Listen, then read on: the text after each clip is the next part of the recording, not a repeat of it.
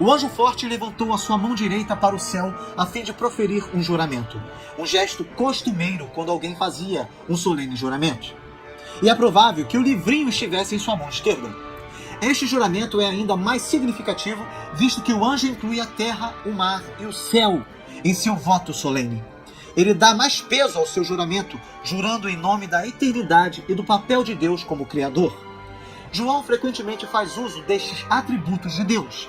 Ele é eterno, ele vive pelos séculos dos séculos, ele é Criador, criou o céu e tudo que ele contém, a terra e tudo que ela contém, o mar e o seu conteúdo. Em um gesto, o anjo forte toca o céu, a terra e o mar. Negativamente, o anjo prometeu que não haveria mais demora. Positivamente, ele indicou que o toque da trombeta do sétimo anjo assinalaria o desvendamento do mistério. Isso pode ser comparado com Daniel 12, versículo 6, que é o provável pano de fundo literário deste versículo. Nesta passagem de Daniel, o anjo, ao ser interrogado por ele sobre quanto tempo se passaria ainda antes de chegar o fim, levantou ambas as mãos e jurou pelo Deus que vive eternamente que seria em um tempo, tempos e a metade de um tempo, que alguns intérpretes pensam tratar-se de 3 anos e meio, e que neste caso seria o começo da segunda metade do período da tribulação, que seria assinalado pelas 7 trombetas. No caso de Daniel, foi-lhe ordenado que selasse esta informação até o fim. João, o revelador, agora declara que o tempo chegou. Em resposta à pergunta até quando, ele responde que o tempo chegará quando a 7ª trombeta soar. No presente versículo, o juramento declara, no 6º versículo, que já não haverá demora, o que indica que o tempo da parousia, ou segunda vinda de Cristo, que dará fim ao velho ciclo da vida terrena e iniciará um novo ciclo, está realmente próximo. Algumas interpretações mais antigas sugerem que esta passagem significa que o tempo não existirá mais, isto é, terá começado a eternidade. Assim sendo, o anjo indica que logo Cristo virá tomar possessão dos reinos da terra. Isto acontecerá quando do juízo da 7ª trombeta, do qual emergirão os juízos das 7 taças, conforme vemos no 7º versículo deste capítulo, e também em Apocalipse 11, versículo 15 ao 19. Este versículo, vinculado aos 2 versículos seguintes, mostra que este capítulo, entre outras coisas, visa servir de introdução ao juízo da 7ª trombeta. Desta forma, o fim dos tempos é anunciado, pois chegou a hora das orações dos santos serem respondidas. Mas é importante ter em mente que o fim anunciado é caracterizado como um período de tempo no qual se inclui os 7 flagelos, que conduzem ao fim propriamente dito. Portanto, dizer que o toque da 7ª trombeta ocasionará o cumprimento não significa que o fim seja súbito. Em um momento, o tempo é elemento destes acontecimentos, tal como os 5 meses, no capítulo 9, versículo 5. O anjo forte também anuncia que nesta ocasião se cumprirá o mistério de Deus, conforme ele havia anunciado aos seus profetas. Esta é uma expressão bíblica que significa sempre um propósito divino guardado na mente de Deus e que no momento oportuno é revelado aos homens.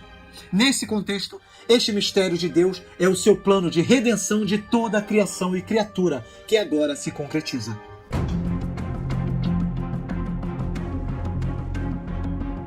O texto não diz nada sobre o livro. Comer um livro é um simbolismo natural que indica a assimilação total da mensagem profética, que precisa ser inicialmente bem digerida pelo mensageiro, para ser então proclamada. João foi avisado de que o livrinho iria ser doce em sua boca, mas amargo em seu estômago. João obedeceu e sentiu realmente que era doce como mel, mas ficou amargo em seu ventre. O fato é que João nunca menciona o livrinho outra vez. No entanto, temos uma analogia bíblica em uma experiência de Ezequiel. No Antigo Testamento, Jeremias e Ezequiel receberam ordem de comer o livro. O livro era a palavra de Deus, julgamento e castigo a um povo rebelde. Ezequiel é o exemplo profético de João neste relato. Ele havia recebido ordens de tomar um rolo escrito de ambos os lados e de comê-lo. A sua mensagem consistia de lamentações e suspiros e ais. Ele era doce como mel. Não havia referência à amargura naquele caso. A narrativa de João apresenta agudos contrastes. O anjo é forte, poderoso. O livro é bem pequeno, um livrete. O rolo com 7 selos era notável por seus selos. Este livrinho está aberto. Ele parece ser muito importante, mas não é mencionado mais nenhuma vez. Nem ficamos sabendo o que ele contém. O gosto do livro é doce, os seus efeitos posteriores são amargos. Várias implicações são óbvias. A repetição de toma e tomei indica que o livrinho não foi dado a João. Requeria-se que ele usasse a sua iniciativa. A mensagem era doce a João quando ele a ouviu. Ele provavelmente está se referindo à mensagem cristã ou à completude da obra de Deus. A amargura é o fato de que as boas novas para o povo de Deus são severo julgamento quando são proclamadas para os que não pertencem ao seu povo. O comissionamento de João para profetizar se relaciona a esta visão. Ele proclama o conteúdo desse livrinho, ou o fato de comê-lo assinala o seu comissionamento para profetizar à medida que Deus lhe revela o seu propósito.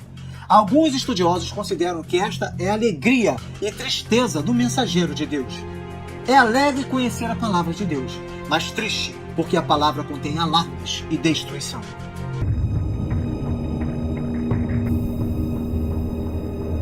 Este versículo elucida o significado do livrinho aberto que ele teve que ingerir, pois após este ato, ele recebe a ordem de continuar profetizando, o que também sugere que este livrinho contém simbolicamente todo o restante da mensagem do Apocalipse. A expressão, então, me disseram, deve provavelmente indicar a voz que João ouvia vindo do céu, possivelmente a voz de Jesus, junto com a voz do anjo forte, pois foram as únicas que falaram diretamente com João neste capítulo. O anjo incube João de profetizar novamente. Seu trabalho ainda não chegou ao fim. Mas por que ele deveria continuar profetizando? Por quê?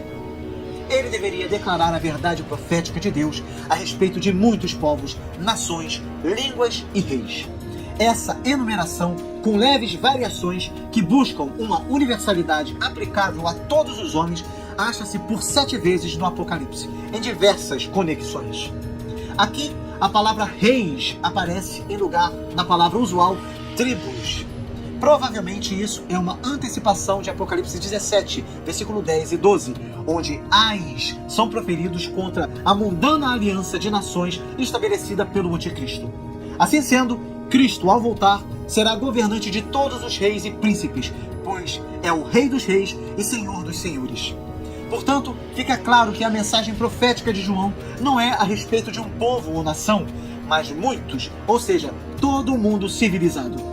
Em primeiro plano estão os povos do Império Romano de boa vontade submissos a Roma, mas a visão toda inclui a civilização apóstata, obediente ao anticristo por vontade própria. Certamente, o conteúdo do restante desta profecia tem fundamental importância para a vida de todos nós, Igreja de Cristo, pois tem relação direta com a consumação do propósito redentor de Deus.